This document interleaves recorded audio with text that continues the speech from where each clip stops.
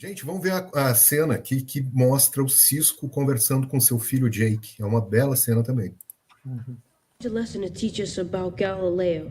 Did you know that he was tried by the Inquisition for teaching that the Earth moved around the sun? Legal pra caramba também, né? Grande paizão Cisco aí, ajudando Eu seu acho que filho a ele, entender. eu acho que ele toca num ponto importante. A intolerância contra as crenças religiosas também pode ser tão nociva quanto o fanatismo religioso. Eu vivencio no mundo acadêmico uma situação muito curiosa, que eu conheço fundamentalistas acadêmicos. Certamente. É gente que não dialoga, gente que só tem a verdade dele, porque o fundamentalismo, para mim, é mais do que só acreditar que Deus criou o mundo em 7 dias. É acreditar que isso tem que ser a verdade absoluta para todo mundo. Então, a base do fundamentalismo, na verdade, é essa convicção de que a tua verdade tem que ser a verdade de todo mundo. E você não admitir dialogar com o diferente, sabe? Com a alteridade. E isso acontece na academia também. Existem muitas pessoas em diferentes áreas acadêmicas que acham que a posição delas é a que deve prevalecer. Eu já vi gente, por exemplo, de exatas torcer a cara por uma área de humanas. Né? Porque a área de humanas não é dessa precisão, dessa exatidão, dessa coerência assertiva que a matemática, por exemplo, proporciona.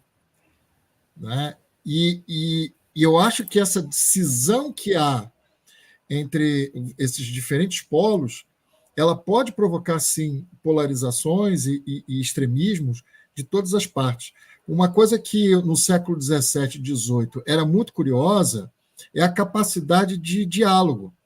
Eu escrevi um capítulo de um livro sobre o livro de Daniel, e eu fui buscar algumas questões sobre o livro de Daniel, que era com relação a se ele teria sido escrito no período persa, no período grego, lá entre o século V ou século II, antes da Era Comum. E eu descobri o comentário de Isaac Newton ao livro de Daniel, do século XVII. Eu fui ler o comentário de Isaac Newton. Cara, um comentário extremamente técnico até, mas numa perspectiva, sabe, religiosa e tudo ali, o cara analisando a Bíblia e sem fazer nenhum tipo de menção jocosa. E é o Isaac Newton, o cara das 5 leis da física, né? Super respeitado, né? Um parâmetro, inclusive. Né? A gente fala do universo newtoniano, que tudo bem, está sendo questionado atualmente por conta da questão quântica e tudo, mas, caramba, o cara moveu o mundo da ciência. Né? E está lá, está no meu capítulo, eu citando Sir Isaac Newton. Então, assim, é uma capacidade de diálogo muito interessante, que em algum momento tem que existir. Eu não falo como currículo escolar, claro que não, mas digo na vida, né? Na vida. E o Jake, por conta da posição de defesa, de um lado, ele começa a entrar num limbo, assim, num campo dúbio, que é complexo também, que é da proibição da crença, da interdição da crença das pessoas. Isso também não deve acontecer. E, de certo modo, o reacionarismo fundamentalista é uma reação também a uma posição de ceticismo muito forte europeu, que começou a entrar em vários lugares. Um exemplo disso muito forte é o Irã. A Revolução Iraniana, lá de 1978, com a Ayatollah Khomeini, se deu por conta de que o Shah Reza Pahlavi estava promovendo uma secularização muito acelerada do Irã e desprezando as crenças e as práticas religiosas islâmicas no país. E aí é lógico que isso acabou fermentando na cabeça das pessoas e permitiu acontecer o que aconteceu. Né? Então, de fato, eu acho que esse episódio ele tem essa riqueza de mostrar que os dois lados precisam trabalhar numa linha de diálogo. do espaço que cada um deve ter na vida. É isso que eu queria falar. Os fundamentalismos, eles reagem a situações muito próprias do nosso tempo, né? A pluralidade cultural, religiosa, né? Provocada tanto pelos meios de comunicação, como a possibilidade também de interligação entre os povos, o aumento dos fluxos migratórios, essas coisas todas. E as consequências disso, né? Como a secularização, como a própria radicalização da democracia, que acaba desembocando na ideia de Estado laico, né? Essas coisas todas, que são conquistas da modernidade, mas que para os grupos fundamentalistas, de modo geral, são uma ofensa contra Deus, né? E todos os grupos,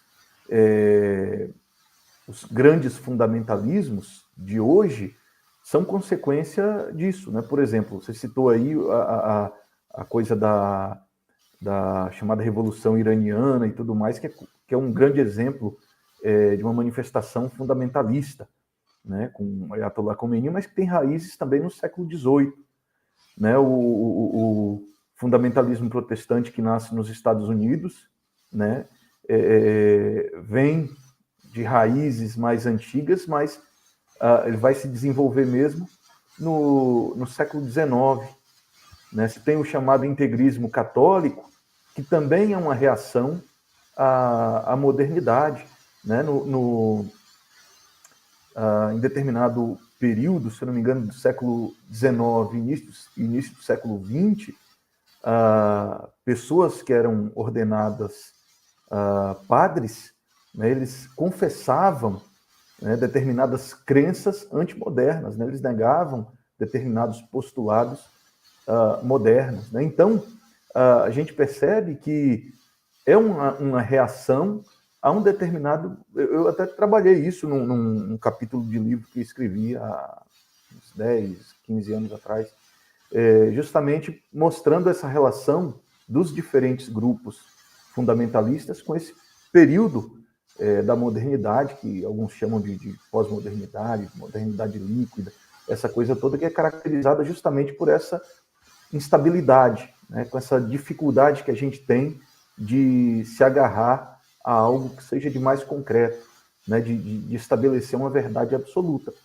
E, se por um lado é uma característica importante, né, porque permite aos grupos minoritários terem voz, ao mesmo tempo, para os grupos fundamentalistas, né, se constituem como um tipo de ofensa a Deus. Né? Muito bem, pessoal. Carol, quer comentar essa cena? Perdão, interrompi. Pode falar, falo logo em seguida. É que assim, Dari, eu acho que tu vai comentar essa cena ali nos Ups and Downs, né? Não, é sobre a Bruna. Eu vi aqui, abriu a chamadinha dessa ótima live e chegou ali. Bruna é uma das pessoas que tem esse repositório de conhecimento em função da biblioteconomia. Então, ela estudou uma área que preserva esses documentos todos. Acho que foi a Prof. Val, ou Prof. Adriana, não sei, que comentou ali há pouco tempo, sobre os livros do Isaac Newton, que nós temos pouco conhecimento. Então, é uma das nossas colegas aqui nas lives, e que sabe muito bem o que é o valor de você preservar a questão desses livros, assim.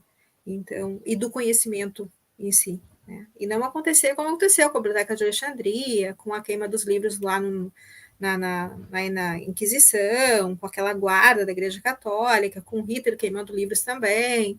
A gente não podendo utilizar livros aqui, vamos puxar para o nosso Brasil. Haviam livros proibidos que nós não poderíamos usar em hipótese alguma em sala de aula, e foi dito isso, não pode usar esses livros. Perdão, agora a cientista aqui. Nossa, Carol, que eu sou apaixonada pelo trabalho. Comentando essa cena rapidamente, eu anotei 3 pontos aqui para passar. O primeiro é com relação ao comentário que o Marcelo fez sobre essa questão do diálogo, como ele interpreta que antigamente existia mais diálogo nessa interface entre ciência e religião, e até ele cita o caso do Newton. E até a professora Valéria comenta, né, que a forma como a gente estuda e aprende sobre Newton hoje e outros filósofos, né, da natureza, porque acredito que naquele momento a gente não podia ainda definir como um físico, um astrônomo, até porque ele também era astrólogo e estudava alquimia e tudo mais. De fato, hoje em dia nas escolas a gente não tem esse resgate histórico, contextualizando como era o mundo, a ciência, os estudos daquele momento. Então, acredito que a maioria dos filósofos e estudiosos da época tinha essa maior facilidade também de ter esse diálogo com questões religiosas e tudo mais. Falando sobre essa questão do fundamentalismo na academia, e aí você citou essa questão, né, exatas versus humanas, é algo que eu percebo bastante também, mas dentro de uma mesma área do conhecimento, pode existir isso. Eu trago aqui o exemplo do que eu estudo, que é a cosmologia.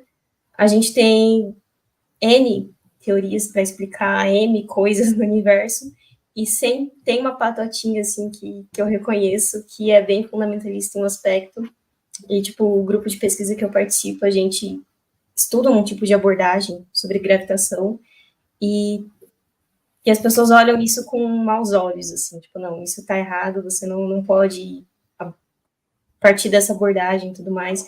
Então, é curioso que é algo dentro de um mesmo campo de estudo, né, ainda tem esse tipo de comportamento.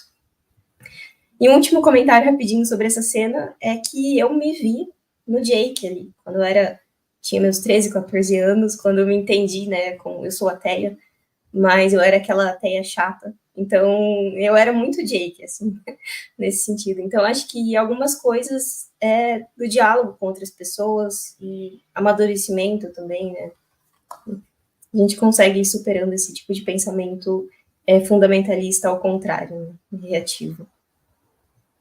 Sim, ele foi representado na cena bem como é um jovenzinho da idade dele, né? Assim, acho que esse ponto aí que tu destacou é muito legal.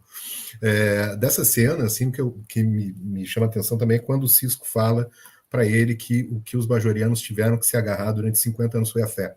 E é uma coisa que eu gosto de estudar em Deep Space Nine, é essa questão da relação da religiosidade, da fé deles, com a formação de uma identidade, né, nacional, entre aspas, né, bajoriana, de luta contra o ocupador, né, que é algo que a gente já encontra outros exemplos na história mesmo. Né?